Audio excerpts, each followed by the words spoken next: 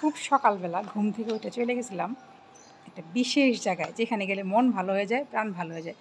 সেই জায়গাটা হচ্ছে আর কোথাও না, নার্সারি। চলো আমি এবার পূজার শপিং কী করলাম সেটা তোমাদের সাথে শেয়ার করি।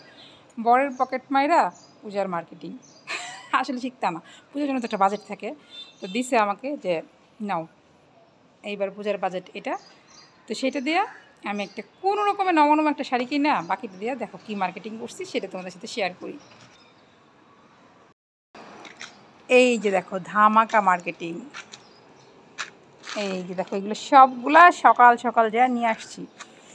এই যে দেখো বিশাল বিশাল সাইজের আম গাছগুলা, এগুলো একদম ফল ধরা ছিল, ফল ধরা গাছ। এখন শুধু ডাম সেট আপ করে দিলেই ওকে। এই যে আইনে তুললাম।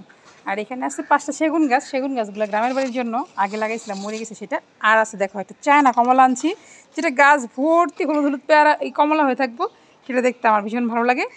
এটা কিনছি। আর কিনছি কটবেল আর দেশি বেল। তো যাই হোক, আমার পূজার মার্কেটে কেমন হয়েছে সেটা তোমরা অবশ্যই জানিও। এবারের পূজায় নিজেকে নিজে একদম সেরা গিফট করছি, সেরা গিফটটাই গিফট করছি। এত খুশি আমি, এত খুশি কি আর বলবো।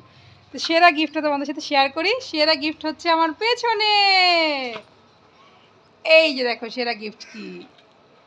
এই যে দেখো এই সবগুলো আজকে সকালবেলা কিনে এনেছি, নিজেকেই নিজে গিফট করেছি। কি যে আনন্দ লাগছে, চলো ঘুরিয়ে তোমাদের দেখাই। এই যে দেখো,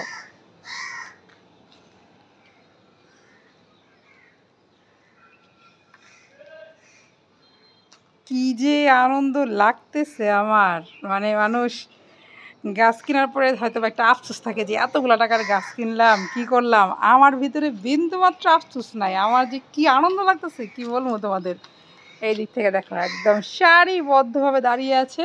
শুধু এখানেই শেষ না, এই যে দেখো এই হচ্ছে আমার পূজার গিফট। এছাড়াও আছে এই যে দুটা, এই দুটা। এরপরে আছে এই যে টানটানা,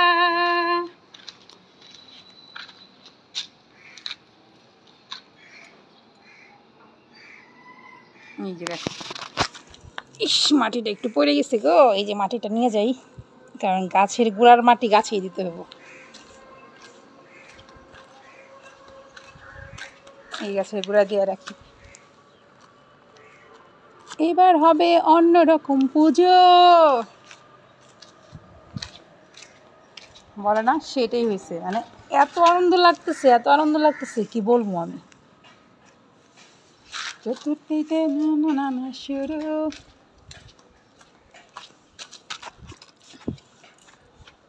এই হচ্ছে আমার সেরা গিফট। মানে এগুলো একদম ফল ধরবে, ধরা ছিল বাগানে, এইবারই ধরবে। অপেক্ষা আর করতে হবে না আমার যে 2 বছর 3 বছর অপেক্ষা করে ফল খাবো, তা না। গাছ লাগাবো আর সামনের বছর ফল ধরে যাবে। কি আনন্দ লাগতেছে যে আর কি বলবো। ছাদ বাগান থেকে একদম মানে ফল পারবো আর খামো। আর যেহেতু সব অন্য জাতের গাছ, ভাবতেই তো আসলে আনন্দ লাগতেছে। আমার কাছে কিন্তু একটা দার্জিলিং কমলা আছে, আর এটা হচ্ছে চায়না কমলা। তো এই হচ্ছে পূজার সেরা গিফট।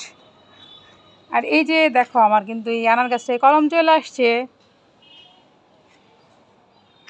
আর এটা কাগজি লেবু গাছ, এটাও কিন্তু আমি নিজে গুটি কলম থেকে তৈরি করছি। ভাবতেছি মরিচ গাছগুলো সেল দিমু, এটার কারণে এগুলো আমি নিজে তৈরি করছি।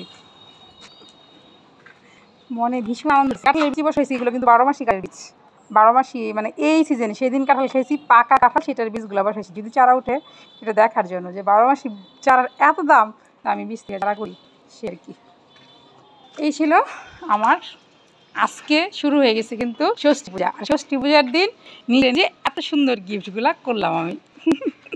খুবই আনন্দ লাগতেছে, খুবই আনন্দ লাগছে। আমি ভীষণ খুশি, মানে এতটা খুশি মনে হয় যে আমার যদি এখন একটা 20,000 টাকা শাড়ি দিত তাও আমি এত খুশি হইতাম না। এতটাই খুশি লাগতেছে আমার। ওরে বাবা, শামুক কোত্থেকে আসলো, যা গাছ নষ্ট করে ফেলবি। যাই হোক, নিজে তো খুশি, সেই খুশিটা তোমাদের সাথে শেয়ার করলাম। আজকের মতো ভিডিও এখানেই শেষ। Tata, bye bye.